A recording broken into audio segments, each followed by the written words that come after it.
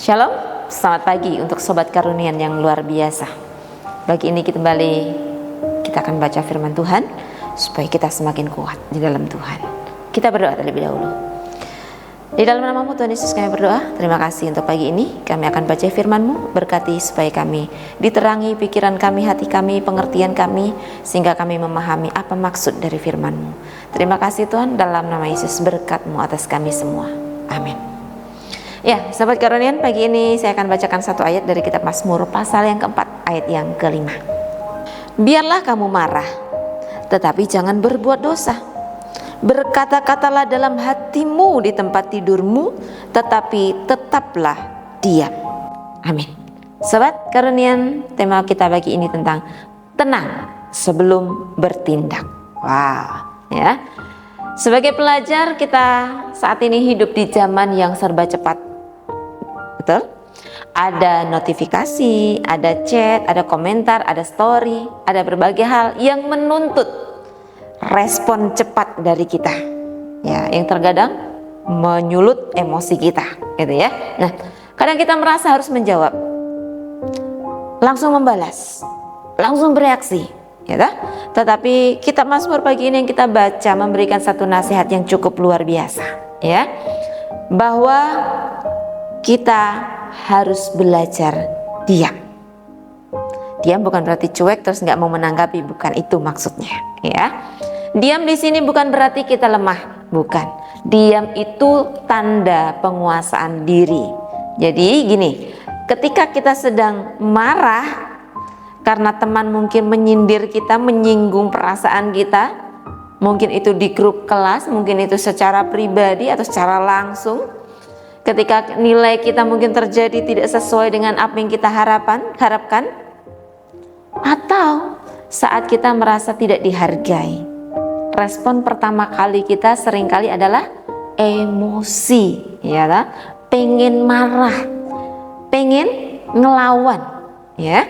Nah, padahal keputusan yang dibuat ketika kita emosi itu bisa menjadi penyesalan yang cukup dalam kehidupan kita.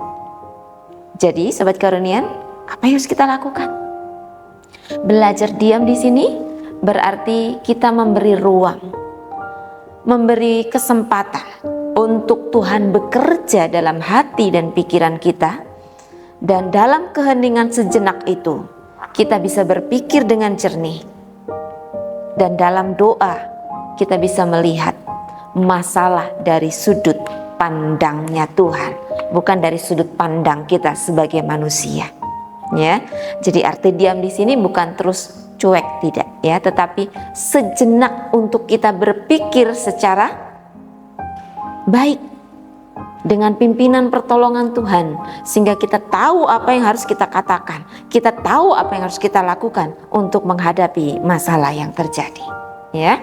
Jadi Sobat Karunian, di era digital ini hati-hati ya, terkadang satu komentar yang salah itu bisa menyebar luas dan itu bisa mengacaukan segalanya. Jadi berhati-hatilah ketika mau nulis status, mau menulis postingan apa, dipikir dulu, ya, apakah ini akan menjadi berkat atau tidak.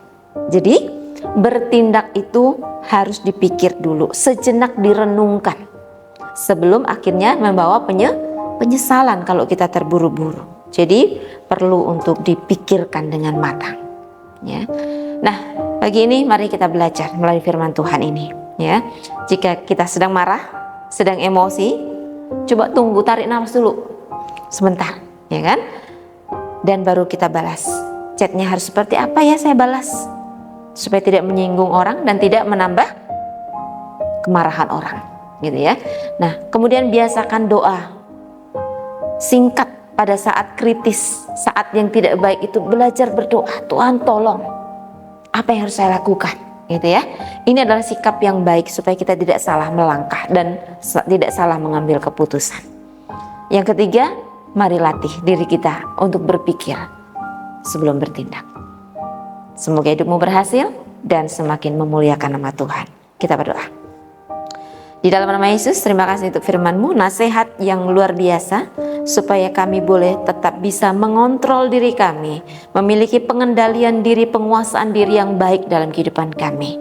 Meskipun hal-hal yang terjadi di depan kami memancing emosi kami, memancing ego kami, tapi kami mau belajar menjadi pribadi yang baik, yang berkenan, yang memberkati banyak orang. Terima kasih untuk nasihat firman-Mu Tuhan, biar kami menjadi orang-orang muda yang semakin bijaksana di dalam menghadapi kehidupan ini. Di dalam nama Yesus kami mengucap syukur kepada Tuhan.